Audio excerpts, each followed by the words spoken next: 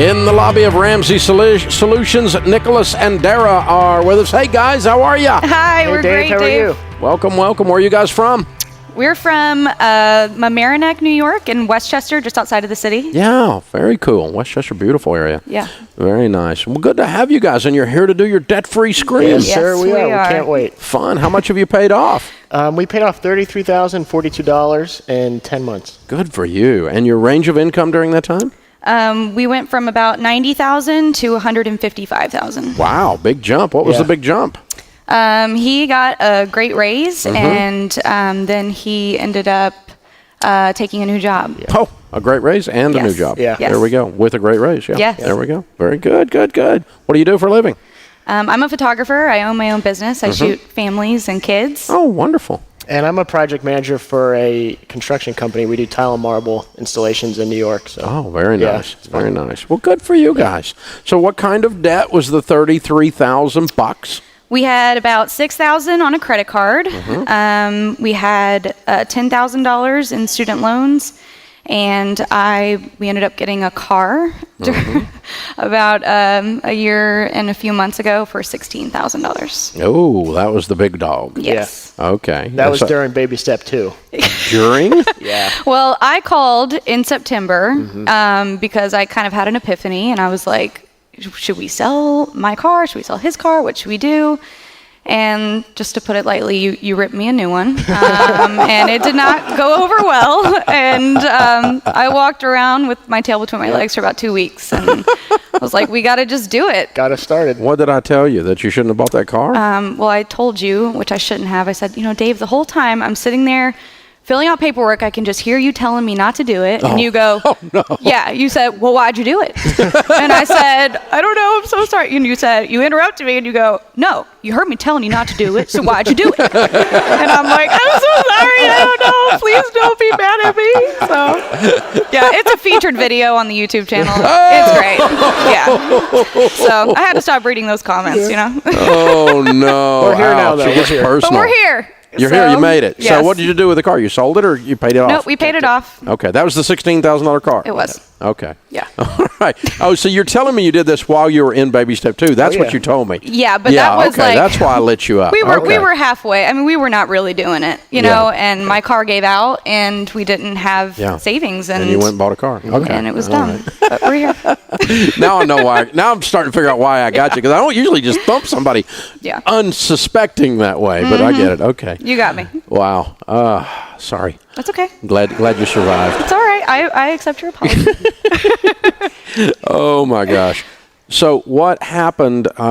It sounds like there's 2 phases to this whole process emotionally. You were kind of lightweight doing baby step 2. What got you started doing that? And then was it that phone call that got you on board and you decided to go all in then? Or what? Tell me how this all worked out. Go ahead. We were making decent money, for our age and, what we were doing. And we couldn't find any money at the end of the month ever. And I said, this is crazy. We're making too much money to not know where the money's going.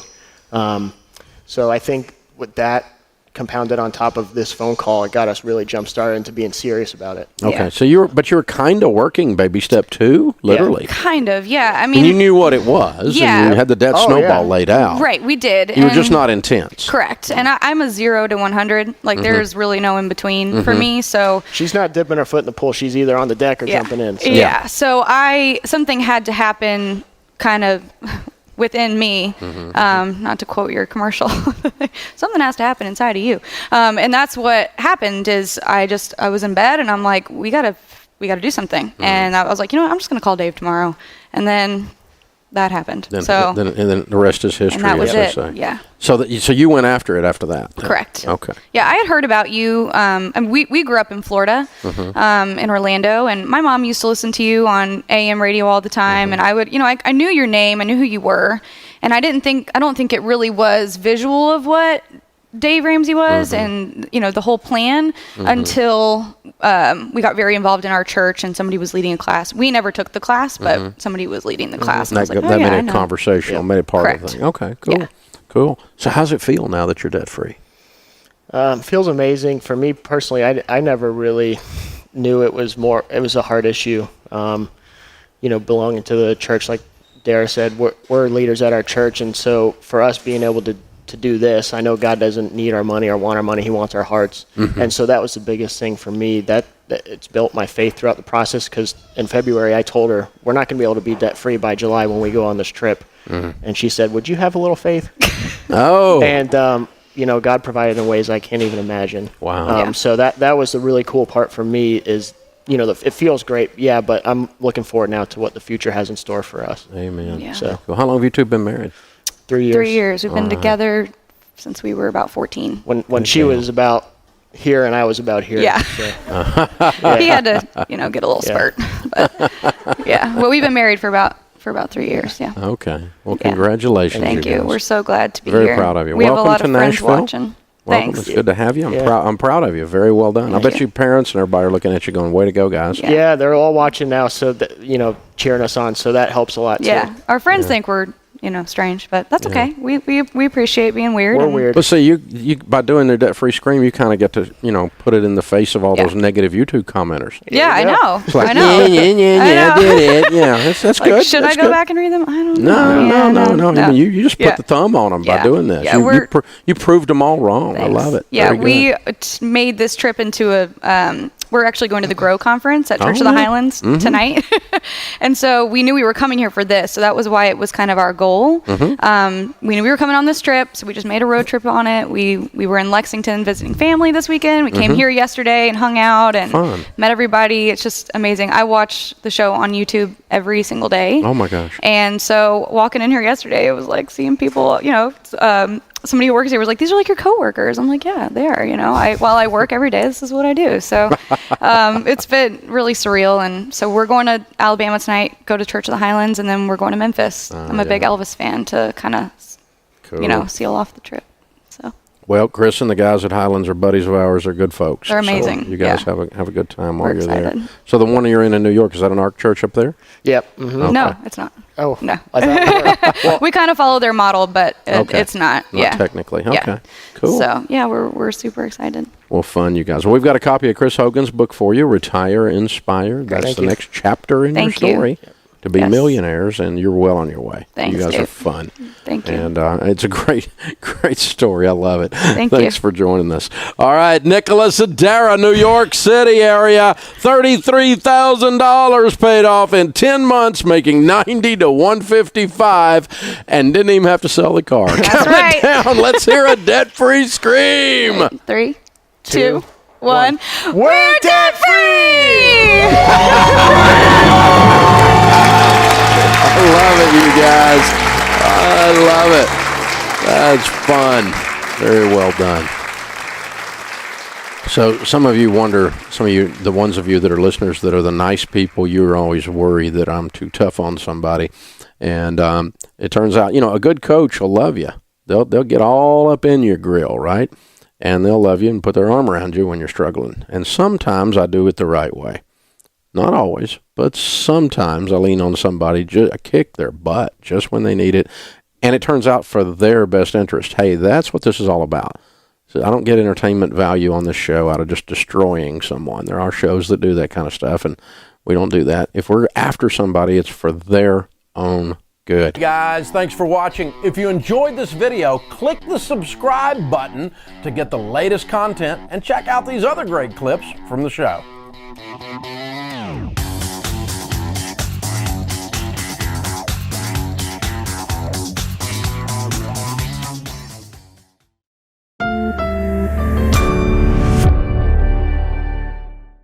Tom is with us in Jacksonville, Florida. Hey, Tom, what's up?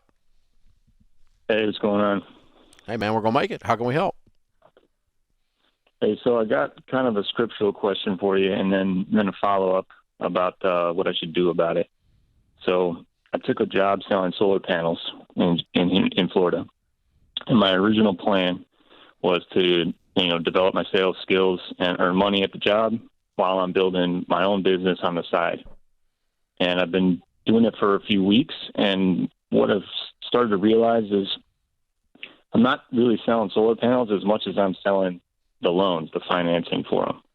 And this is kind of making me want to reevaluate what I'm doing with the job. So I'll explain how the company frames the financing, because I want to hear your opinion on that. I know. And then It's okay. Yeah. Okay. So, and then I want to know, like, if you think I should just keep it moving and focus on building my business full time instead of, doing this. So, and yeah, you might already know this, but I'll just run through it real quick. So No, that's okay. You don't need to run through it. They basically sell it for the savings on the electric bill due to having solar panels will pay your payments. And we endorse solar panel companies in several cities, but we never endorse them doing financing, and we never endorse anyone doing financing because we don't believe in debt, and that's an obvious thing. But that doesn't necessarily affect you. That's us, and but it's a standard thing in that business. They use the savings to pay the payments is the sales pitch, and then they usually sell the paper, and sometimes they make a cajillion dollars on the paper when they sell it as well, depending on the company and how jacked up the financing situation is. Ken, how do you think you address this from an ethical standpoint? I think from an ethical standpoint, I don't think you're doing anything ethically wrong or legally wrong, but it is in clear. It's a clear violation in your mind of your values of what you believe in, and that is okay. But I think we have to separate what you disagree with versus you doing something wrong. And so I would quickly try to look for another sales job, but I'd stay where I am until I can replace my day-to-day income. Here's why. You're probably not able to pay your bills with your side hustle. Is that true or false? Yeah, currently no. Yeah, so you got to look at this as a math situation. So when you can get to the point where you can pay a large portion of what you're making now, at least to take care of your basic needs, then you're ready to go full-time. Until then, you're not. So you're not doing anything ethically wrong. I'd start looking for another sales job that will allow you to make the money you're making now, maybe even more, which will continue to give you stability to allow you to grow the side business. But you're not breaking the law. Therefore, this isn't an ethical thing. This is a values thing. And don't make any crazy jumps. Nothing for you to be ashamed of or feel guilty of. You've seen the light. Take your time. Find something. Replace it. And move on. Yeah, there's a lot of things you can sell that you don't have to sell through financing. Lots and lots of things that it's optional. That not everybody that buys a car finances it. Not everybody that buys a solar panels finances it, for that matter. And I'm a big believer in solar panels. In certain situations, the current technology is far superior to what it was even a decade ago. And so the break-even analysis on it is real, but I would pay cash for them or I wouldn't buy them. But I say that about everything. There's nothing I would buy that I wouldn't pay cash for. If it's valid or not valid, whatever it is. Whether it's just a stupid luxury item or whether it's something that's going to actually have a break-even on it. So that's the way I view it. And so, but if this company is jacked up and, like you're disobeying your superior if you don't cram financing down their throat and you're uncomfortable doing that, then it's time to look for something else to sell until you get your side gig moving, because you're not in alignment with them and you're not going to be comfortable doing it. So, hey man, thanks for the call. I'll tell you where else I ran into that was the underwear place, Victoria's Secret. They, I didn't run into that. The underwear place. The way that whole sentence started I didn't so run great. into it, but a lady that was working there was telling me she said if they don't sell, if they're working the floor Right. as a salesperson and they don't sell a certain number of credit cards a day, get a certain number of applications a day for the Victoria's Secret credit card, they get fired. Oh wow, yeah. So, it's nothing about selling the small underwear. It's about selling credit. That's right. Well, And that's so happening in a lot there of was retail. there was no quota on amount of underwear sold. No, just the There was financing card. Just whether or not you got the Victoria's Secret card. Yeah. And so Best Buy is about the same way.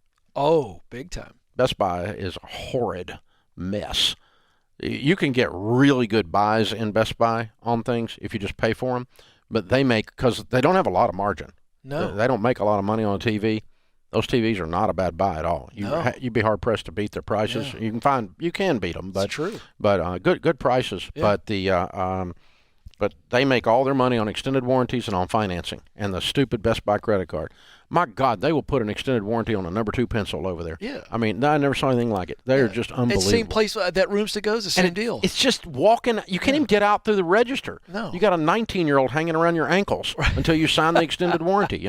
It's ridiculous. It's true. And but what amounts to is they They got sideways when they realized they could make more money on the issuing of credit than they could on the sale of solar panels. Yeah. They got sideways when they realized they could make more money on the issuing of credit than they could the sale of televisions, or more money on the extended warranties than they could the actual television. That's correct. And so, used car dealers, man, some of these used car warranties are unfreaking believable ripoffs. So you've just got to, you cannot be successful at something when you feel like you're not doing right for the customer. Yep. Long term, you can't look at yourself in the mirror and go, I wouldn't do this to my brother. Right. I wouldn't do this to my mother. I wouldn't do this to my best friend. Then you don't need to be doing it. That's correct. But don't make a bad financial decision, meaning leave a job without something to walk into because you feel bad. You're a good person. You're not doing anything illegal. Be smart. Yeah. David, here's something I got to ask you about, because you're absolutely right about, these companies like Best Buy, they understand people they are so needy for stuff that they're in the finance business. I got to ask you this. I saw a headline over the weekend that there are huge swaths of the American public that are paying several $1,000s above MSRP for a car. Oh, yeah. And I just don't understand why people feel like they've got to have a car that bad, a brand new car. Sales. Yeah, I mean, it's marketing and sales. Yeah, I mean, and it's scarcity and urgency. I was talking about that day. Rachel was making fun of me because we had a guy call in and wanted to buy a new car, and I still wouldn't go with it because he said he could get it at sticker, and the cars are going for more than sticker. Right. So he thinks it's a bargain. That's a bargain. Yeah. So, but used cars are going up. Right. You think this is a trend that's going to continue for 10 years? Come on, man. It's not going to. But I have a good friend that went to look at a $100,000 vehicle. Sticker on it was 107, and the guy told him, he said, okay, so I'm gonna buy it at invoice, and he goes, no, these cars are sticker. Full sticker? You want me to pay MSRP? He goes, yeah. He goes, if you go to the other dealership across town for this $100,000 car, it's a $20,000 over sticker. Oh yeah. He goes, we're the good guys. We're selling it at sticker, and I'm like, oh. Yeah. I think I'll sit this one out, boys and girls. Yeah. And that's what's interesting. The power of the people. If people would realize, if you would just say no to your urge and you stop doing this, the car dealers would have to drop the price. Well, we can't control demand ourselves. will go down. That's what I'm saying. It's all about demand. Yeah. There's a shortage of supply and demand. And that's why it's driven all this stuff up artificially, and it's going to come right back down on some of this. Lumber, cars, you don't have to worry about those. They're going to come back down.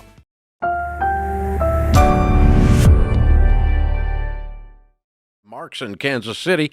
Hey, Mark, welcome to the Ramsey Show. Thank you both. Appreciate it. I'll get right to it. Okay. I've been, I think, what you call dumb.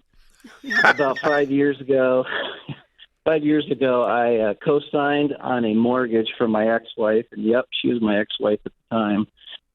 Fast forward a couple of years, I've learned that she owes the IRS over $100,000. And they've since filed a lien on her property, probably in the last year and a half to 2 years.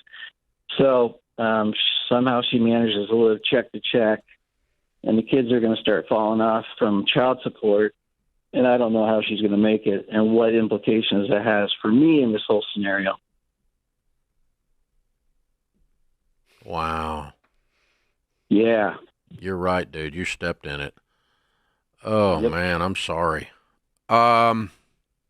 Okay, first I have to know what story could possibly be told to you to make you co-sign for your ex-wife? Because by definition, she's ex. You're not going to make me tell you this. I just the three kids and the violin was playing in the background, I think, and maybe caught me at a weak moment. Sweet Mark. I'd heard of just trying to be a good dad. Maybe the. Yeah. You thought you were doing good. You thought you were doing good for You're trying to help your you thought you were doing good for children. your kids. And she's the mother of your children. Okay, we'll try to cut you some slack here. I appreciate But it. we'll still put the action in the dumb column. I agree with your opening statement. All right. Anyway, now we're there. What do we do? No sense in throwing everybody under the bus. Let's just keep rolling. What do we do? What do we do? What do we do? Okay. She cannot refinance and get you off because she has an IRS lien, unless you can get the IRS to subordinate And with it being such a large lien, there's a possibility they would subordinate. She would have to qualify for the mortgage on her own, and the IRS would have to agree to subordinate, meaning they agree to stay in second position and put a new mortgage in front of them instead of the old one. I've gotten them to do that in negotiations. It's rather lengthy, but she's got to qualify, and it doesn't sound like she can. Not a chance. Now, selling the house is very, very difficult. However, the first mortgage is how much? $460. What's the house worth? I think at best $850. When do the kids age out of child support? Over the next 3 years. How much money do you have? 1.6. Half of that's in retirement. Okay. When I do something stupid and it costs me money, I call it stupid tax. Oh, boy, I've heard this before. So I think you're getting ready to write a stupid tax check at some point in this equation. Now, sooner rather than later, later rather than sooner, depending on when the kids age out and all that kind of stuff. But let's pretend they aged out and there's no more need for you to have violins in the background in terms of her having this house. I would walk over and say, I will give you $10,000 if you'll sell your house. And then she sells the house. She has enough equity to pay off the IRS, and she gets rid of the mortgage that has you on it, and then she goes and gets her another house with the equity. She gets rid of me, too. That's great. She gets rid of you. You get rid of her. This was the original intent of the whole thing until you stepped in it. Yeah. And you wouldn't push her to sell the house now because well, of the I mean, kids. she could, but I think it's going to be a harder sale, and plus For her to do it. you did this partly to give your kids a better place to live, and they're not aged out yet, right? That's correct. So, I mean, if you do it today, you're putting the kids in the street, too. Correct. But she could make the move today. I don't know what mindset she's in, but I'll tell you what she's probably got. She got an IRS breathing down her neck. She's got a house that she's wondering how she's going to be able to afford when child support drops off.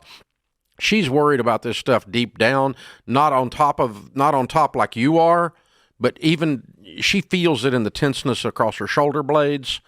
Because she's human. We all can see the truck coming towards our car, right? Yes. And so she sees that, and she does not know how to get out. Have y'all had any conversations about it, Mark? You and her? Very little. Okay. We haven't been the greatest communicators. It probably surprises you, but no, but not very much. Okay. Well, No, part of that is hired me she's buried under stress, She's probably and it's freaked got out, part of your name on it. Yeah. So, I would just sit down if you can have a conversation, if it's possible, and just say, hey, here's an idea, and I'll help you one last time. If you sell the house, you get rid of me and the IRS, and you've got enough equity to go get you another house. You can either do that now or you can do it later, and I'll write a check to help you do this because it gets me off the mortgage. Because it's worth 10 grand or 20 grand if you got 1.6 to get rid of this contingent liability, this cosign liability. Because if this thing goes belly up, she's going to get foreclosed on, and you're going to get to ride with her. Because you can't stop the foreclosure, because you can't force the sale of the house. The only good news in this whole story is the house has enough equity to take out the IRS. It needs to be sold for her sake. Got it. And it blesses you in the process. That's right. So let's dangle some kind of a carrot that causes that to happen now or when the kids age out. I don't care which, but sooner the better, because I got a feeling this is... It'll be a relief to her if she understands the whether math. she is conscious of it or not, she's carrying a load of stress. Oh, yeah. And Dr. John Deloney talks about that when we're in debt, this lack of agency, this lack of autonomy because we're a slave, that she's carrying the weight of that. Well, and he said, and she's living paycheck to paycheck anyways. Yeah. Well, and then you have a lien on the house from the IRS. I mean, like, and the last it's thing you want on your list of things to do is to deal with the KGB. I mean, the IRS. It's just they are not. This is not a creditor you want to have. Okay. No. The penalties, the interest, it's just out of control. Their power is virtually unlimited. In this case, I've seen a few times, not often, that they'll actually come in and force the sale of the house to get their money. To get the money. Mm. And if she doesn't do something with this lien, eventually they'll get around to that. Now, they're not exactly efficient, but eventually they'll get around to it. So, but the stress of this is just on everybody. Mm-hmm. So here's an interesting thing. Now, we poked at Mark a little bit. We also gave him a little bit of a break. And we kind of laughed with him and at him both in his presence, so it's all okay, right? But because we've all done stupid stuff. But the thing is this: there's a couple of things here that you can take away as a money principle. Sometimes doing what it feels like is you're trying to help someone, but you're doing it in such an illegitimate way, you end up actually hurting the person you're trying to help. Co-signing does that every time. There's actually a proverb in the Bible that says only a fool co-signs for another. The contemporary English version says if you co-sign for someone else, you're stupid. It's in the Bible. Okay? So, so co-signing is an illegitimate way to help someone, meaning if you don't have the money for Junior to get a car and you co-sign for Junior to get a car, you are stepping in it. For sure, when it's your ex-wife, you're stepping in it up to your knees. You need boots for this walk. Unbelievable, man. For sure. And sometimes when you give someone some money, even without a debt or without a co-signing involved, and it's enabling to buy something they can't afford. The behavior, right. Then my daughter needed a house and I gave her the down payment. And now she's got a house payment that she can't afford. How many times does that happen? Like every week on this show? A well-meaning parent. So you got to be careful what you're participating in, because enablers are the nicest people in the world. They're sweet people that don't know how to say no. And then they enable bad behavior. And so while you were trying to be a help, you end up being a curse in their life. With money. You had dollar signs on it, too. A curse with dollar signs. Yeah. And Mark, that's not aimed at you. That's just aimed at all the things all of us have done, like what you did.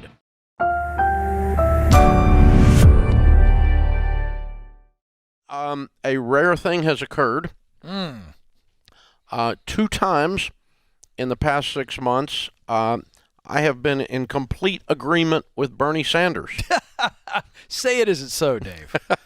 No, you got it. When it is what it is, it is what it is, that's right? That's right. One time was when his folks watched the Borrowed Future documentary, and his team reached out to us and said they wanted to use it. Oh, wow. And because they're also against the epic student loan failure that's out there.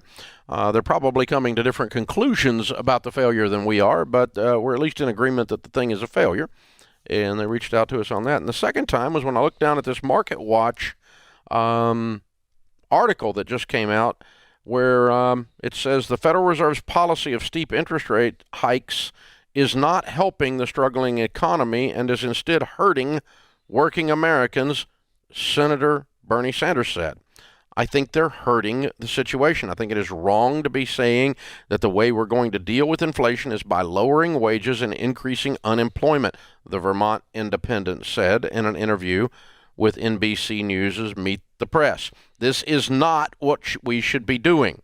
This inflation thing is a real issue. It's a global issue.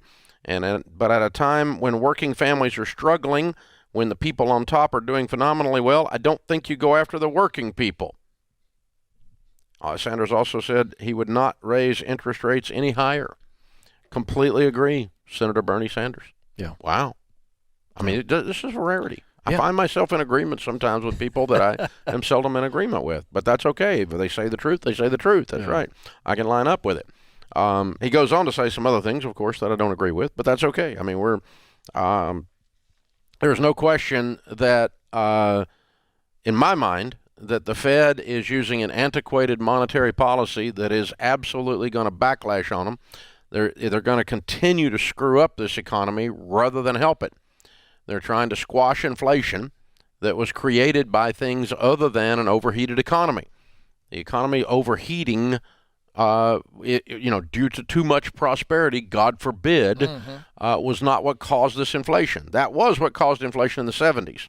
And this is the monetary policy that was invoked in the 70s. That's how, and up into the 80s, and that's how Jimmy Carter ran interest rates up into the 18% fixed rate for housing. I remember trying to sell houses in 1982. 18% fixed rates for housing. That was a mortgage rate, like a credit card. It's unbelievable. That's what we had, and it was this very policy, this very view of monetary policy, that this is how you correct economic inflation, is it's kind of like chemotherapy. Yes. You try to kill the patient a different way before the cancer gets them. That's right. I mean, if you know people or if you've ever had chemotherapy, I mean, they basically destroy your body in an effort to destroy the cancer cells. And it works. But this will work eventually, but the devastating side effects are going to be very, very real. So, yeah, the Fed is out to lunch. They're smoking crack. They are using a hammer. They're dropping an atom bomb on a pissant here, and it's absolutely ridiculous. They're overkill, and they're going to cause bigger problems. The labor problem is not due to an economic inflation. It's due to the pandemic and you bozos quarantine issues out of Washington. You disrupted the supply chain, you disrupted the labor market, and it turned into an inflationary economy. And that's what did it. Yeah. All in an effort to flatten the curve. Remember when we had to flatten the curve? Now we got a new curve we got to flatten. Yeah. And they're getting ready to flatten everybody with it. Yeah. And so now we've got mortgage interest rates at 7%, when an eye blink ago they were at 3%. And God forbid, house prices were doing well. God forbid the housing market was too hot, And if you let these things burn out, they burn themselves out without going ahead and walking up in the middle of it and just screwing around with it. Sanders is exactly right. It's going to hurt working people in an effort to look like you're doing something. Well, and Jerome Powell has said that very thing. He's come out and said on multiple occasions, you can look it up, he has said that this is the only way to deal with this. We've got to relieve wage pressure. So that's a fancy phrase that means they think that wages are too high. Hourly wages and salaries are absolutely high. But the reality is, instead of letting the market work itself out, and yes, you have some spikes in inflation when you see wages go up. That's just the natural way it works, folks. When a Target's got to hire somebody and pay them $20 an hour and they were paying them $14 or $16 or whatever, we can clap and applaud. I'm glad for that. I want everybody to make more money. But Target is in the business of profit. And so they're going to then pass the cost on to you, and your loofah is going to cost more. The other factor that has affected wage increase is that we saw a tremendous amount of people in the ages of 53 to 65. I was studying this data this week, Dave. They went home. They looked at their retirement accounts, and they said, we don't have to work. And when the pandemic disrupted everything and they went home and everything kind of changed, they went and said, well, you know what? I've got enough. And they left the marketplace. And that has created a big gap that we see now where companies are trying to find people. And so it's up in the ante. I'm going to pay you a signing bonus. I'm going to pay you 15% more to do the same job. And that's the reality on the street that has helped push inflation to a stubborn level that we are now, because supply chain is fixed. We don't see ships sitting off of Long Beach anymore. And so Bernie's right in saying that. So Jerome Powell's saying we've got to drive unemployment up. He's saying those exact things. We want to see unemployment at 6.5%. Now, how moronic is that? Well, and here's the other thing, though. Unemployment does not count able-bodied people who are not looking for work. That is correct. And we've got 7 million males, 7 million males between the ages of 25 and 54 that are able-bodied and are not looking for work. That's correct. What are they doing? When they're interviewed, they said screens. Translation, Halo and Call of Duty. Yeah. While smoking pot in their mother's basement. And they're 32 years old. We've got a way too large a segment of our male population that is completely self-selected out of the workplace and is creating a labor shortage. Yeah. And, how are these people eating? Let me help you with this. Government support. Yes. And some of you mamas need to throw your babies out in the streets so they can be cowboys. Oh, unbelievable. That's right. That's spot on. Hey, let me just tell you, An eagle that doesn't leave the nest eventually is known as a turkey. That's how this works. So this is what's going on in the economy, boys and girls. It's real stuff out there. We have a work ethic crisis in America, for sure, without a doubt. We got people aiming at mediocrity instead of trying to be somebody. This is The Ramsey Show. Brought to you by the EveryDollar app. Start budgeting for free today. The big, beautiful bill. I thought that was a nickname. They actually named the law that, which is trippy, to say the least. Beautiful? It's just such a strange adjective for a piece of paper. I think it's pretty cool. I mean, it's kind of fun. But so everybody's wanting to know, okay, is the world going to come to an end because of it, or is the world honestly going to get better? Well, as usual with Washington, there's some things that are good and there's some things that are not good. And you can just kind of go with that. You know, I don't think there's any bill that universally will help anyone and everyone. Well, because that's not the government's job, by the way. It's your job to help you. Quit waiting on the White House to fix your house, in other words. So, but anyway, everybody's wanting to know all this. So we thought we'd spend a segment on it anyway. I'm not going to spend the rest of my life on it, but I probably will because a lot of stuff's going to come up over the rest of my life. But anyway, first thing is the 2017 tax cuts were made permanent. They were scheduled to run out. And that's huge because the main thing that happened is 90 some odd % of Americans take the standard deduction, do not itemize. And the 2017 raised the standard deduction super high. And so it keeps you from having to pay federal income tax for a whole bunch of you at all. Just because you get this huge standard deduction. That's some real savings for most people. And they increased it another $1,500 in 2025, not for 24, but for 25, which when you file next year, you'll see that. And it's going to continue to increase adjusted for inflation. So that's a nice thing there. So it makes the income tax filings be fairly easy for most people. And, but you're not writing off interest. You're not writing off charitable deductions, with the exception of what I'm going to come to in a few minutes, that kind of stuff. So no tax. He kept his a politician kept a campaign promise. Note this. It's fairly unusual. Doesn't happen much. So no taxes on tips and overtime. He dreamed that up and everybody went bonkers, and they actually did it. Now, it's got limitations to it. The bill adds a tax deduction of up to $25,000 for income from tips. So you don't pay taxes on that. And that's not dollar for dollar, but it will reduce your taxable income by that much. Exactly. Which is helpful. That's still a few $1,000 for most people that work on tips. Yeah, and it's only for 3 years, 25 through 28, and then it expires. The deduction phases out if you make over $150,000 a year or $300,000 for couples. Same thing for overtime. It phases out on that and is only for 3 years. And the bill adds a tax deduction of up to $12,500, $25,000 for couples for qualified overtime wages. So that's good. That's good. That's a move. Trump accounts, babies born from the start of 25 to the end of 28 would receive a $1,000 Trump account deposit. Where is that going?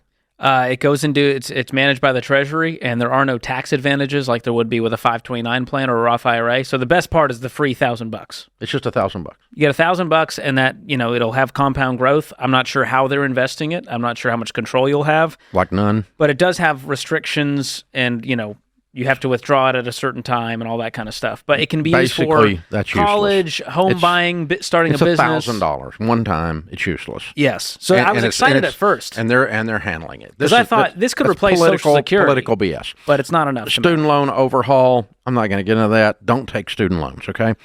Auto updates. Those who buy American-made new vehicles can deduct up to $10,000 a year in interest on the auto loans.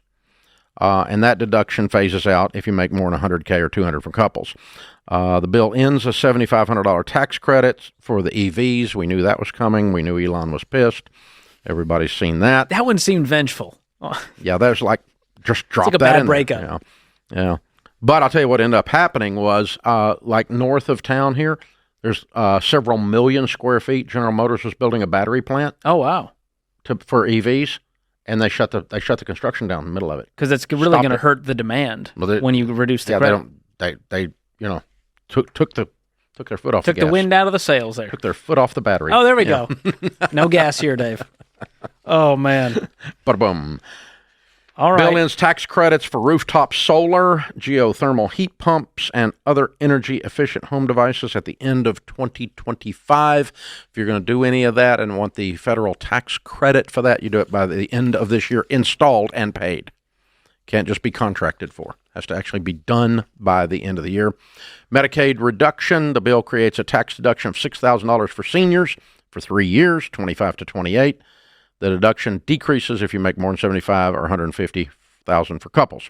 Currently, no proof of work is required to receive Medicaid. The bill requires by the end of 26 most adults who do not have children younger than 14 to document 80 hours of work to get Medicaid. That's per month. Volunteering or training. Not a week. Don't worry, guys. Or something. Yeah, so that's about a part-time job right there.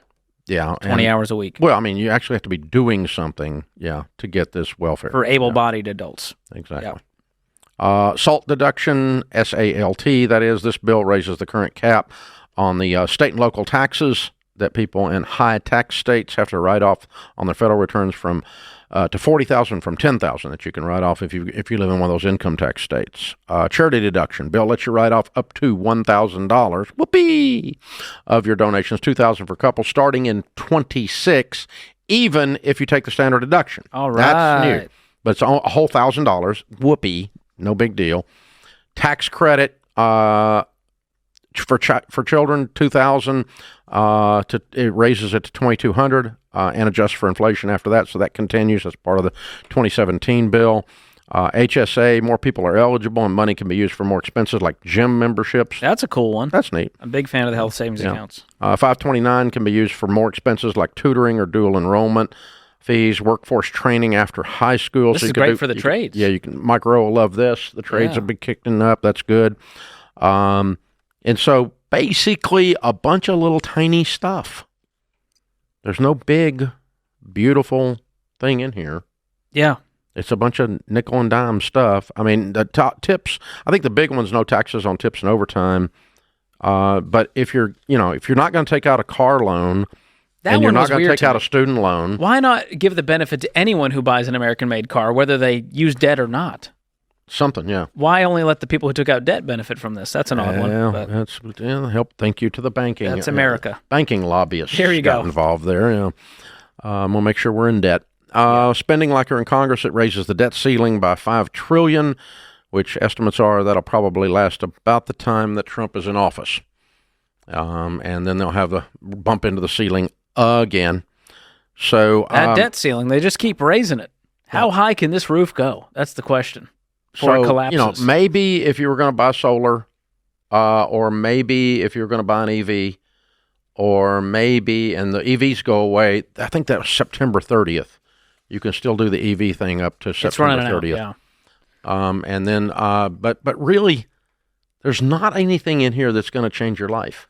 I don't see any someone on a golden horse riding in to save your day here. Mm-mm. There's some tax cuts, so if for the people that were doing well, the best thing that they did, the biggest thing, and it's kind of quiet on this, the way this is written up, is that they just made permanent the 2017 stuff, which is really big stuff. Yeah. In 2017, the thing they did do for those of you that run a small business is they brought the R&D write-off back.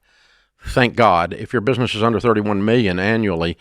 You can start immediately taking your R&D tax credits back. That had been in place for like 75 years and went away 2 years ago. Weird. Because they didn't renew it because Congress sat on their thumbs, which they usually do. And so small businesses were getting slammed because they lost a huge depreciation issue on R&D. Mm. I know I did. If your business is more than 31 million, it's still coming back. If you're, like ours is about 300 million, so we don't qualify. And so it's still coming back, but we're going to have to wait till like 26 or 25 for it to show up. And it's a different issue. But still, at least they got it all back in, and they put the tax law back together. That's what they did with that. So big, yeah, beautiful, Bill, sure. It's a bill. I'll give him that. It's a bill. Create your free every dollar budget today, the simplest way to budget for your life.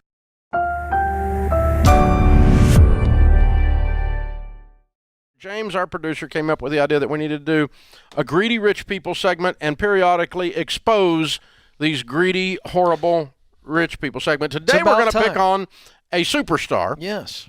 In the NBA. Yeah. Bismack Biyombo. Yeah. And I'm not an NBA guy, obviously, because I hesitated pronouncing that. Don't tell me Dave Ramsey doesn't prepare. That's not an easy thing to say. You should just know that yeah, right. So Bismack apparently is one of these gritty rich people because, according to this article on CNN, he donated his entire salary from the NBA to build a hospital in his native Democratic Republic of the Congo in Africa and honor his late father. The Phoenix Suns star, the 29-year-old, returned to the NBA in January, signing a contract for the duration of the season, and he donated the entire amount, $1.3 million, to build a hospital in his home country. And he donned the 18 jersey for the Suns in honor of his father's June 18th birthday. His father passed away, and he's donating the entire amount to be named after Francis. Would consolidate his legacy whilst helping those in need back home. I told my agent my salary for this year will be going to the construction of a hospital back home to give hope to the hopeless at home and those individuals that cannot take their family members out, Biyombo said. Greedy rich guy. Yeah. Oh, by the way, Dave, that $1.3 million donation of his salary for the hospital is in addition to the almost $1 million worth of medical equipment that his foundation sent over to the Democratic Republic of Congo in the earliest of 2020. That's what greedy rich people do. They usually double dip like that. Yeah. So if you're going to be greedy and rich, you should do it twice. Well, they have a pattern of their greed. Yes, and this is clearly a pattern. Out of control generosity by these greedy rich people. It needs to stop. Yeah. You're giving bad name to the greedy rich people when you're generous like this. You need to stop it. Yeah. Now, here's what I'll also say about how can that fit with the narrative that's out there? Well, because here's what I found. Well, it can't. He's messing it up. It can't. He's messing up the narrative. But so this is horrible. the rare situation, horrible. Dave. You know this. I'm not very wealthy at all, but I do know a lot of wealthy people, and here's what I know. They don't normally talk about their charity and their donation. This is a story because he's in the NBA. But most rich people, you don't even know how much they're giving. You don't even know where their fingerprints are because it turns out these awful, greedy rich people don't need credit either. Oh, they weren't taking a poll? It wasn't optics? Yeah, no, they just do it. Oh, kind of like COVID. Yeah. Yeah. It wasn't about optics. It wasn't about the way it looked. It's the way it actually is. Yeah. Oh, that. I can't tell you how many rich people that I've heard of and known that paid for supplies and private planes in different countries all around the world. You never even see it on CNN, but it's happening. You won't see it because you won't find out about it, and it won't be reported. I'm glad he reported this because it exposed the greedy rich people for what they really are. Yes. And I'm glad we have a news story. I'm glad CNN did their investigative journalism and discovered that this guy is yet another of those horrible, successful people who are the best at their craft in the world and chose to give the money away and build a hospital. I think it's just horrible. It's just awful. Yeah. I can't believe people really do stuff like that. Yeah, this new generation of and worse than that, he even talked about it and inspired other people to be greedy rich people. Yeah, it's just horrible. I can't believe it. Brought to you by the EveryDollar app. Start budgeting for free today. So I'm 27 years old, and I work for my family business. My second job is an ice business, and the owner is wanting to sell within the next 2 years or so. The sale will come with the building, with existing tenants, and the ice company itself. He's asking for $1 million. As a married 27-year-old renting from my parents with no meaningful form of assets besides vehicles and what we have in our savings and investments, what do you think the best way that I can get a loan that big for that size? Me and my wife currently are living at my parents' house. We have no form of debt besides, or thanks to you, no debt. We worked hard to pay off all of our student loans and credit card debt and everything. We do have one car loan right now that we're trying to knock out as quick as possible. but like I said, no form of assets or anything like that. Well, I'm a little bit confused about the part where you listened to me for years, and then you just asked me how you can borrow $1 million. Right. Exactly. That's a little bit inconsistent, isn't it? I mean, you kind of know I don't do that, right? Yes, it is. And with the other previous callers, I was thinking maybe I should change the word from borrow to be able to obtain the business for that price. So I do apologize. Let me back up. What is the best route for somebody in my shoes to be able to obtain the business? Okay, because you don't have $1 million. No bank's going to loan you this. Okay, like you said, you don't have the assets, you don't have the income. You're not bankable. A banker would just it would take about less than 4 or 5 seconds to make the decision. You're not going to get that. So even if we all thought that was a good idea, and we don't. So what I would do is, the first thing I'd do is separate the business from the real estate. Okay. Let him keep the real estate. Good to go. And the business can be his tenant until you save up the money to buy the real estate later. You could do that out of the business. So what do you think of the $1 million? What do you think the real estate is actually worth market value? So we haven't dug into the books or anything? No, I didn't ask you about the books. I asked you about the real estate. What's the real estate worth, the building? Approximately $750,000. Okay, so you're wanting to buy an ice business for $250,000. Sounds right to me. Okay, so it should be making a profit after everyone is paid, including the manager of the business. After everyone's paid market wages, that business should be making a profit of $60,000 or $70,000 a year. Is it? $60K. You haven't gotten into the books yet. Exact profit. You haven't gotten into the books yet. You don't know. Correct. This is something that I want to try to figure out a route before, to see if it was even attainable before Michael, I dug into the books. Let me ask a real quick question, okay? Yes, sir. If you weren't working for this owner and they had not approached you about selling, they want to exit, would you be wanting to get into the ice business if you weren't currently working for them and this wasn't an opportunity? I believe so. Okay. So, like, if you weren't working there anymore a year from now, you would be going, I got to figure out a way to get in the ice business. I believe so. I think it's very lucrative, and I see a lot of opportunities in the ice world itself. So I'm glad I was introduced to it very young. Yeah. And I think my answer would still be yes. That's not your family, though. Your family's a different business. Correct. Okay. I want to make sure I got that straight. Okay. All right. Now, here's what I would tell my son if he was your age and came in and sat down at my kitchen table. I would say you need a stronger personal financial foundation before you start talking about buying and running a small business. Buying and running a small business will take the bone marrow out of you. It will drain you. It'll squeeze you like yesterday's dish rag, man. Because it becomes a mistress if you're not real careful. Because you have to put everything, all your emotions, all your intellect, everything into it, and you got a car payment and live with your mama. So you're not ready to do that. Mm-hmm. So you guys need to get out on your own and be debt free and have a solid foundation in your life before you start talking about buying business. This is what I would tell my own son. Mm-hmm. Okay. Okay. And can I ask you a question correlating to that? Sure.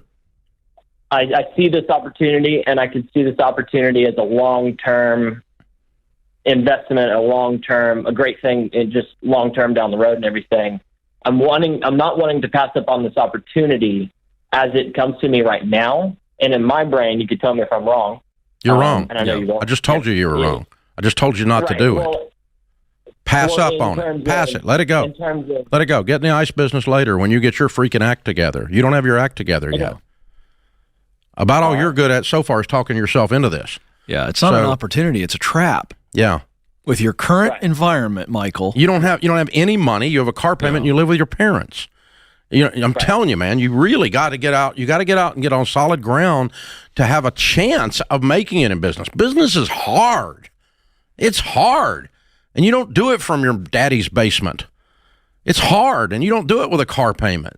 You know, you need to get a solid foundation. And I don't think we can stop you. You got your foot on the pedal. You're heading off the cliff. Nobody sign bridge out. I don't care. I don't want to miss a chance. I'm taking the jump. It's a chance to go swimming, Dave. That's it, man. That's the metaphor there. We can't stop you. So have at it, son. But I wouldn't do it. I'm telling you, I wouldn't do it. I think you're going to have plenty of times in your life to get into business and do it from strength, not from weakness. Yes. And you need to build some strength to do that. That's what it doesn't affect me, honey. If you want to do it, you go do it. But you ask what we would do, and we love you, and we want you to win. I told you exactly what I tell my own son, who I want to have a great life and prosper, just like I want that for you. So you do what you want, but I don't think you're in a position to do this right now, and I would not do it. I'm not a dream killer, but I love stepping all over nightmares. I love kicking a nightmare out the door. Yeah.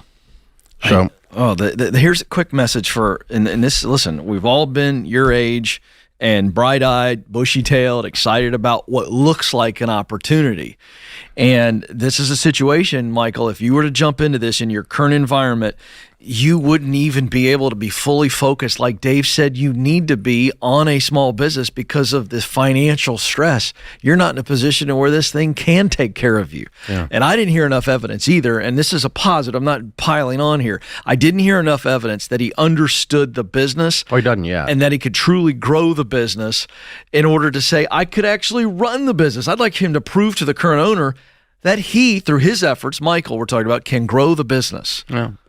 Yeah, I mean, it's scary I would sit down and talk to the current owner. If you want to do this, Michael, here's a way to salvage the idea, I guess, and say, put me in a leadership role for the next 2 years. That's where I can get out and I can get my personal finances and straightened out, and then I want to talk to you. I'll take an option to buy, and then I'll talk to you about exercising that option, but I'm not bound to it, not contractually. Love that conversation. And you can be sitting there, learn the business inside and out. You may learn, you will learn a lot more about it than you know now, and you may learn the actual valuation is off.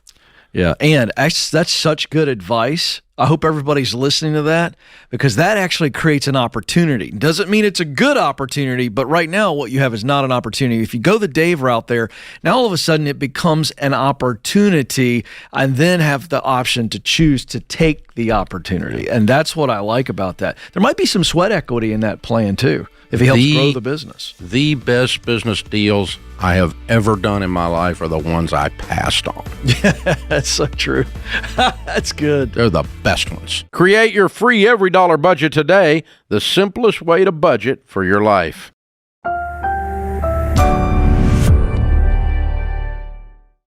James, the producer, emailed, probably 2 weeks ago, and was like, isn't this crazy? This played literally 1 year ago, this clip.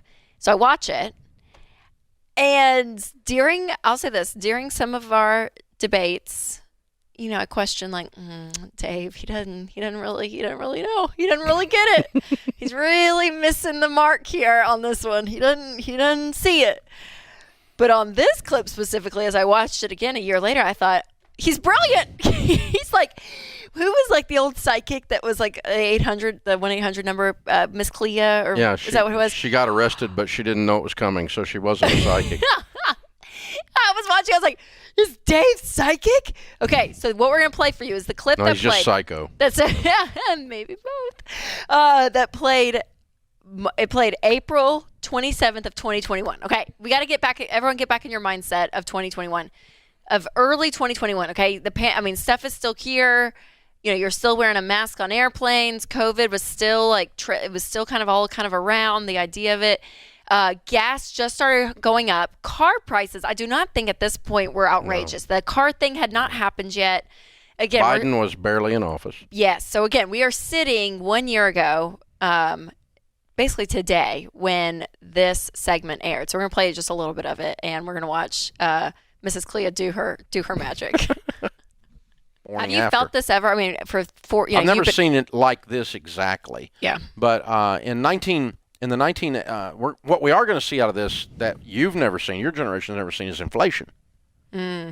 Inflation, the components that make up the inflation index, housing is one of them. It's the biggest part of inflation.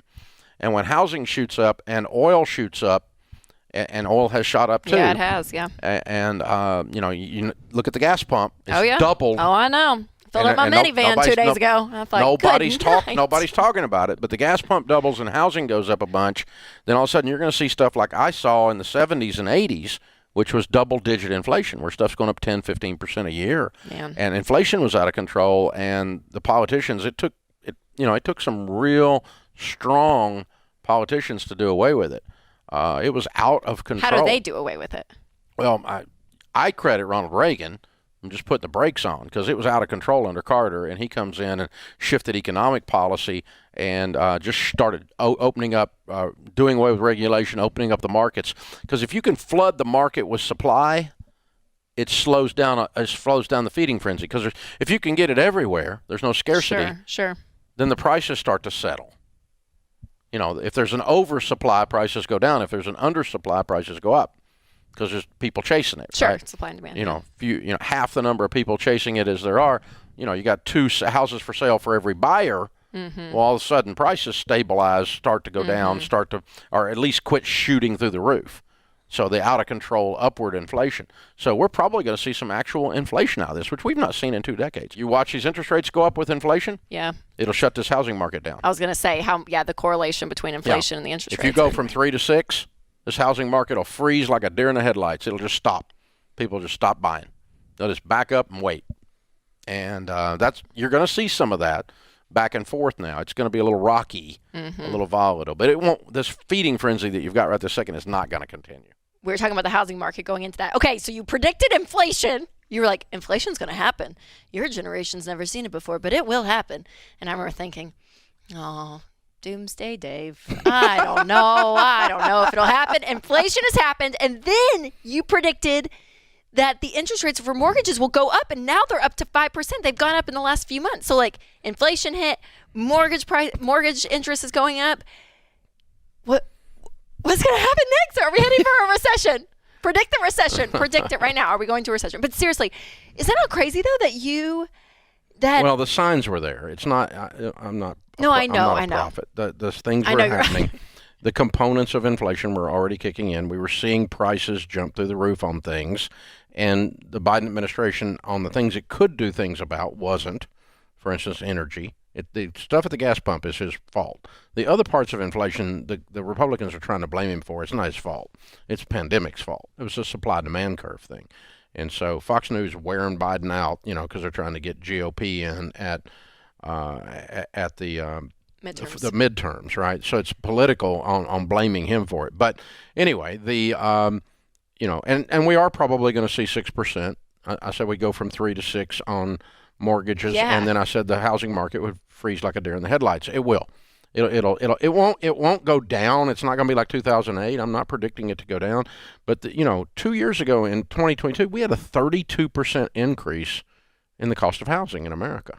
The next year we had a 17% increase. The average increase over the years is about 4%. And the reason for that is very simple: shortage of houses. New houses. Yeah. There's 10 buyers, 20 buyers for every house that's on the market. And when you've got those kinds of pressures, you're going to have an artificial inflation. It's a supply-demand curve inflation. It's not a thing. It's not a prosperity-type inflation. It's not the economy's too heated up thing. But, when people slow down buying houses, it will slow down the rate of increase in houses. They're not going to go down. I'm going to wait on real estate values to come down. You're going to be dead before they come back down. They're not coming down. They're not going to go up at 32% a year. Yeah, and this idea of 400 people bidding on one house over the weekend stuff, that's going to go away. Because when you double the cost of interest, your payment on a $400,000 house goes up dramatically. Sure. Okay, so so those 2 percentage points is get from 3% to 5%. Yeah. It's devalued the bond market like 35%. The bond market is crashing with these increases in interest rates. And the market has gone down. The stock market has gone down. Yes. And that's because the economy is slowing. That's recessionary. So the GDP came out. Gross domestic product, which came out down over the first quarter. And if it goes down 2 quarters in a row, it's a recession. So we could be entering a recession at the end of this quarter if it continues to go down. Yeah, we probably will. And you think we'll probably hit a recession? Yeah, I think we're in one. Yeah, I think we're right square in the middle of it. I don't know how long it'll last, but it depends on how long they keep monkeying with stuff in Washington. Yeah. But, they could have done a lot to help the supply-demand curve stuff, like getting the ships off the ocean. When you got billions of dollars of goods sitting in the ocean waiting to come on shore and you can't get baby formula, that's a false thing caused by regulations and crap. Okay?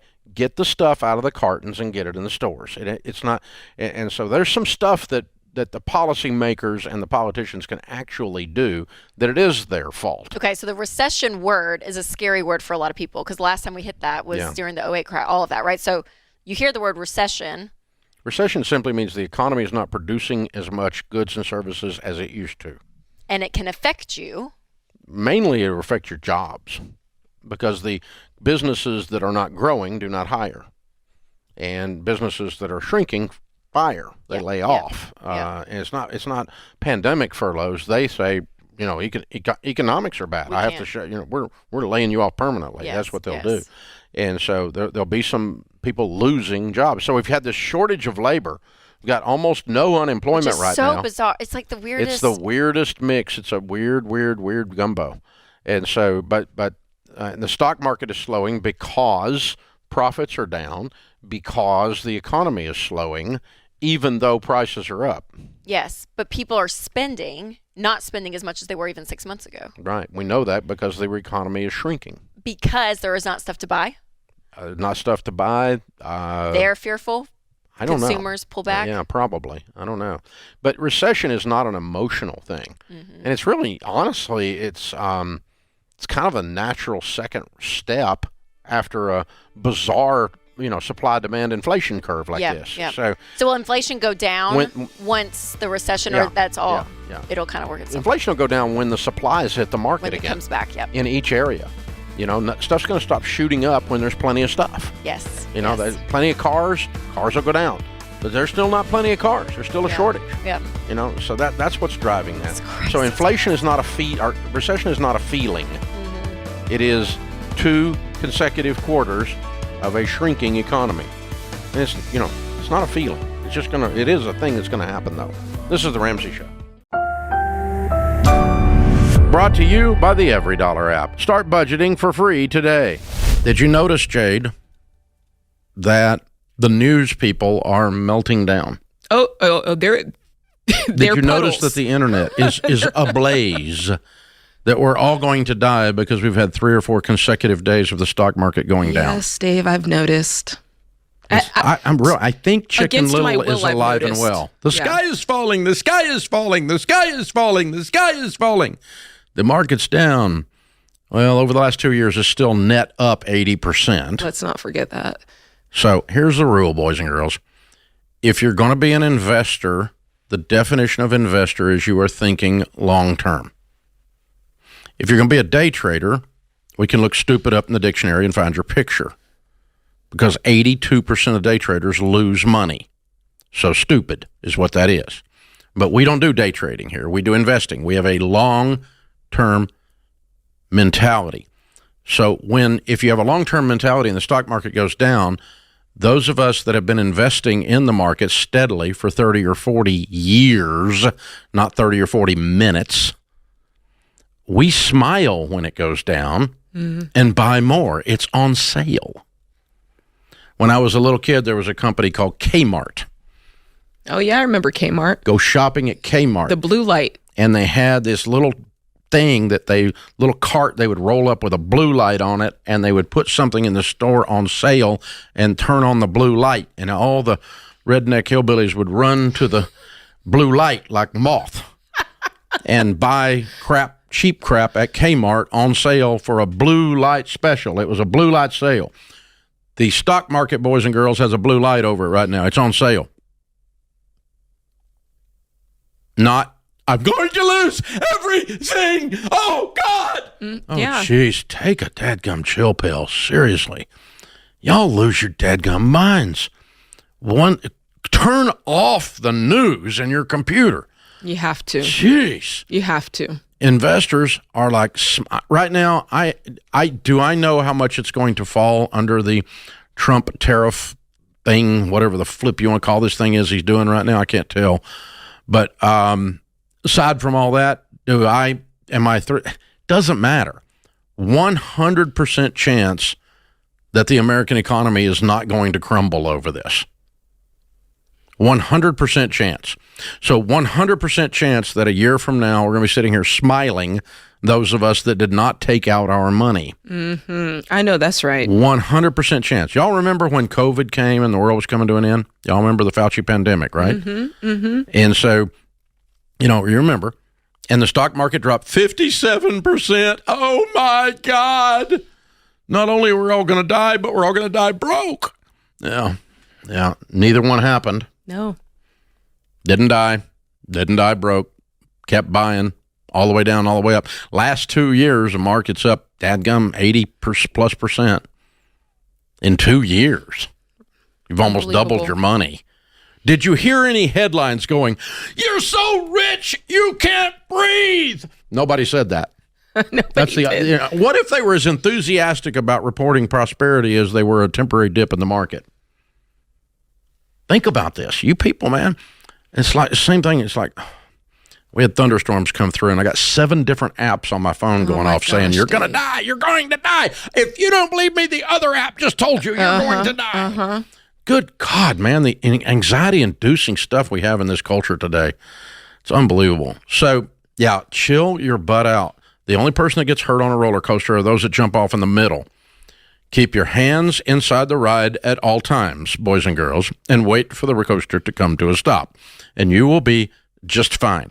Yes, you might get a thrill. You might hear click, click, click, click, click, click, click, click, click, click when it's going up, and then you go, ah, right? You might get a thrill, okay? It could happen. Welcome to investing. But investors stay the course. They stay the course. 20 years from today, 10 years from today, what do you think it's going to be? I lost out. No, you didn't lose all your money. You didn't lose all your money. Calm down. Just ride the ride. It's okay. That's what I'm doing. I would put more in if I had a little extra right now. Create your free every dollar budget today. The simplest way to budget for your life. Carlos is with us in Boston. Hey, Carlos, how are you? Good, Dave. How you doing? Better than I deserve. What's up?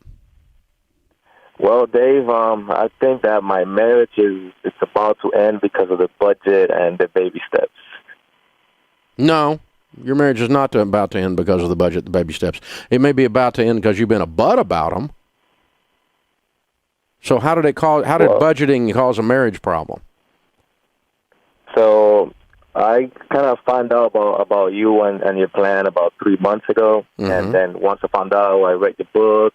I was completely on board with it. I brought it home to my wife, and she was kind of aggravated by it, but she said she'll give it a try anyways.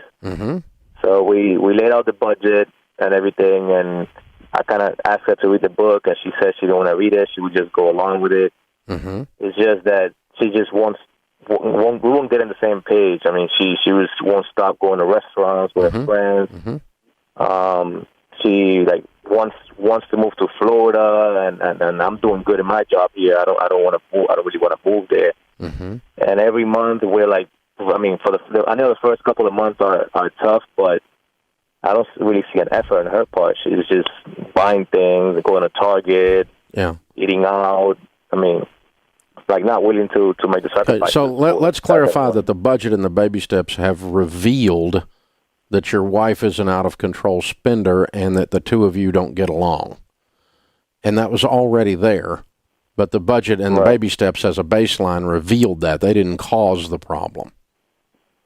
Is that a correct statement? Yeah, I mean, before we started doing this, every month we'll end up with no money. Yeah, you're broke, and because she's overspending, and she's spending like she's in Congress. Yeah. So that's the problem in your marriage, not the budget and the baby steps. They're not the problem. They just revealed the problem. So what are we going to do? It sounds to me like the two of you need marriage counseling. You need to sit down with your pastor or with a good marriage counselor and help you guys learn to speak to each other and walk your way through it. My guess is on your part that you've talked a lot about what we need to do, but not why we need to do it. Why we need to do it is what we're doing is not working. Why we need to do it is we need to retire with some money, and we need to have some money, and the only way we're going to have that is get in control with the money that we have. So instead, you're just like wagging your finger going, you stay out of restaurants and you sit down here and do this budget, and then she's rolling her eyes and isn't bought in and says, I'm going to do this, but that's a lie, and then she goes and does whatever she wants to do and runs the budget in the dirt again. So it sounds like the two of you need to go to marriage counseling to me. Desperately, right? To learn to get on the same page and to work that way. But you need to stop talking about what we need to do with money, but why we need to do it. Start dreaming with her again. What would it be like to have no debt? What would it be like to have $1 million? What would it be like to be able to give whenever we wanted to give to family or to friends that were hurting? What would it be like to be able to write a check and pay cash for a car, or write a check and go on vacation and not think about it? What would it be like? And are we willing to pay a price to hit those kinds of goals? And if we are, that's dreaming again. But instead, you sat down and went, you spend too much money and you go to restaurants, so I'm going to put you on a budget. And she's like, I don't know who Dave Ramsey is, but that's a cuss word in my house now. And that's what just happened here, dude. And I know that happened because you called me up and stated it wrong to me. You stated to me the budget and the baby steps are getting ready to cause a divorce. No, they're not. The fact that the two of you can't get along and get on the same plan is what's causing a divorce. The budget and the baby steps just revealed that y'all don't know how to be married very well. And so you really need to get on the same page, and really, really, really good marriage counseling is in order here. You're even brought up with me, you're arguing about whether to go to Florida or not and what your career is. And I mean, you guys aren't, it's like you're just two of you going and doing whatever you want to do, and then are shocked the other one's not going along with it. Like, she's like, I'm going to Florida. And you're like, what? I thought we were married. What do you mean you're going to Florida? I have like a job. I mean, so where does that kind of arrogance come from? It comes from being completely disconnected to each other. And so that's what you guys desperately need, dude. Desperately, marriage counseling. So sometimes you need to spend money on marriage counseling people instead of Financial Peace University. Because Financial Peace University, if you go through it and your spouse is not on board, it will cause problems in that it reveals what was revealed with Carlos. It reveals this difference between the two of you. Hey guys, thanks for watching. If you enjoyed this video, click the subscribe button to get the latest content and check out these other great clips from the show.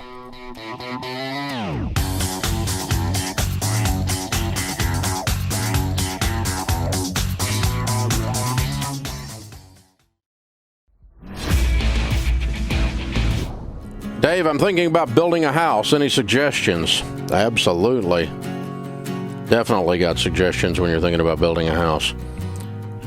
There's 3 and maybe 4 things you must do if you're going to build a house. Maybe 5, but I'll walk you through. Here's what we do, okay? There's some sub-pieces. So 3, maybe 4.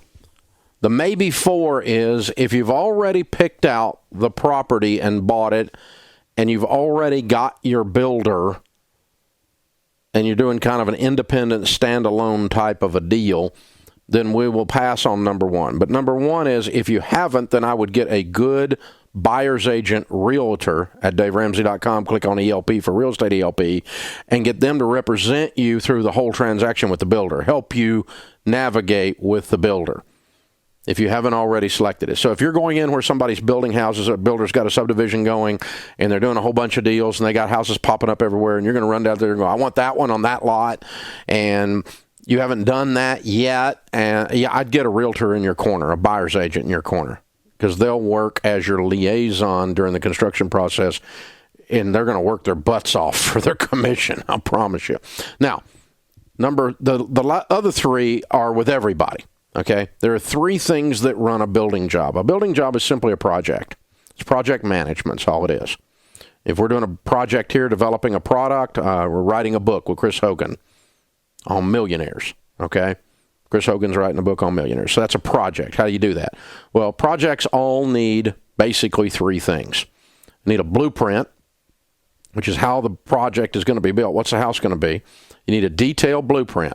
that you and the builder are in agreement on. If you don't already have that, while you're drawing it, involve your builder with the architect. So the two of them are working together to develop the plan.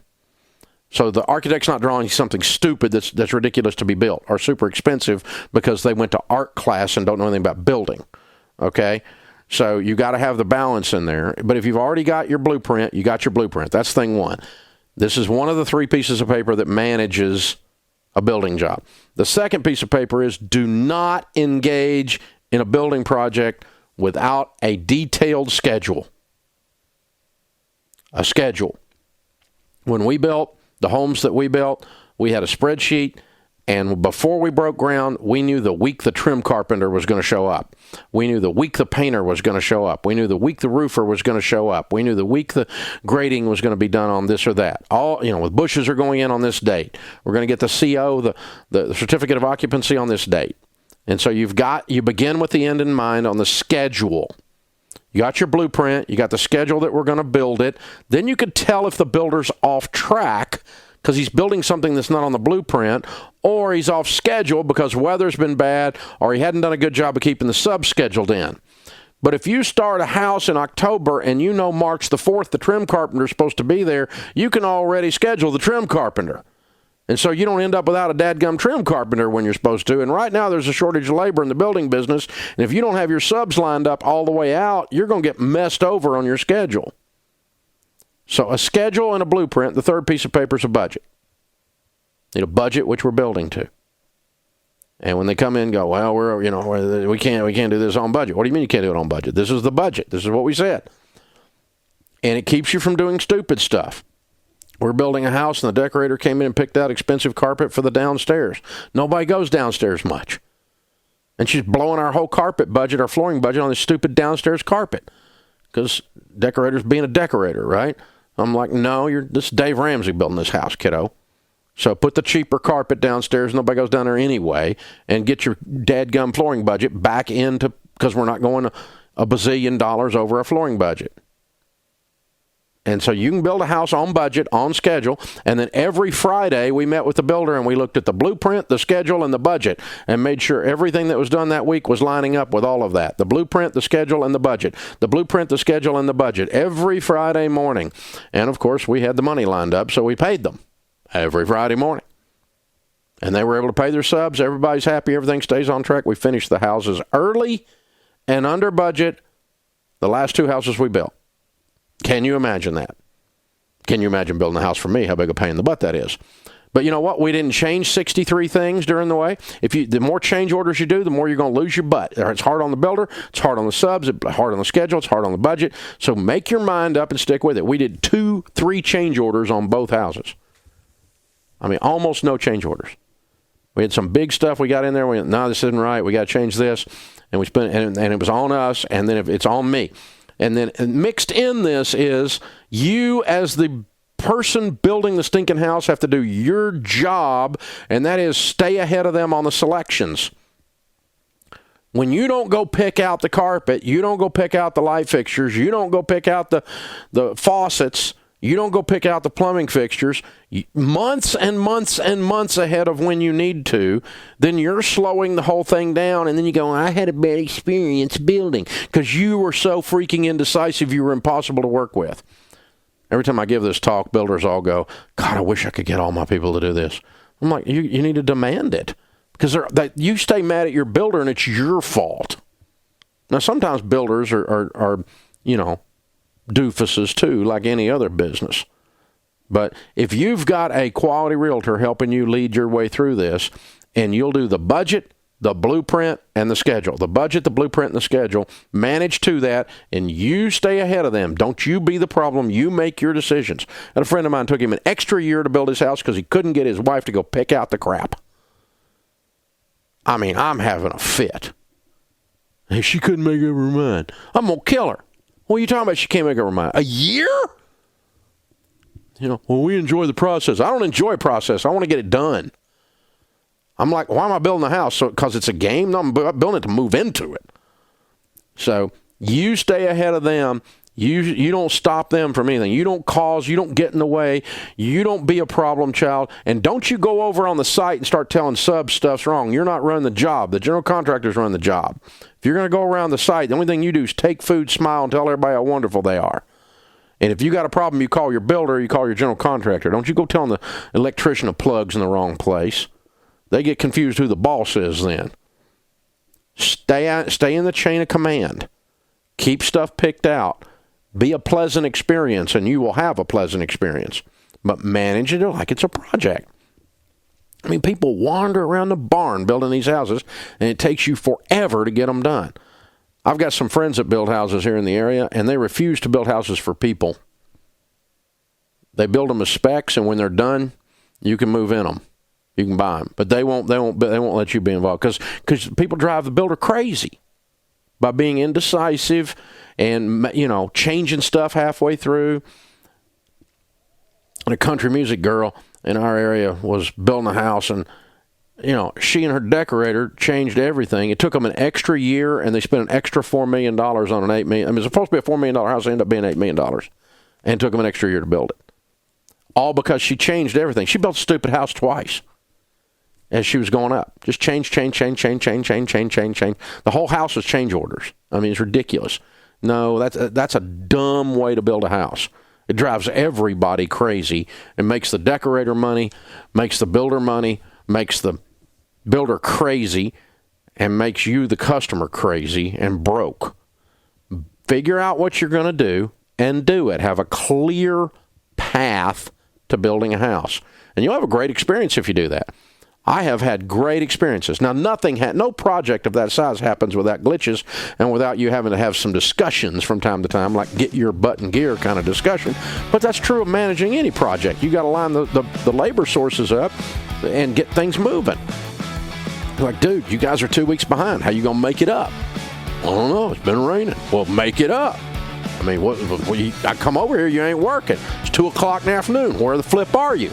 You have some of those discussions, right? But can't have those discussions if you're not on schedule and there's not a schedule. So lay that stuff out. And again, if you're starting from scratch, get a good buyer's agent on the front end to walk you through the process. And use those three things: the budget, the blueprint, and the schedule. The budget, the blueprint, and the schedule. This is the Dave Ramsey Show.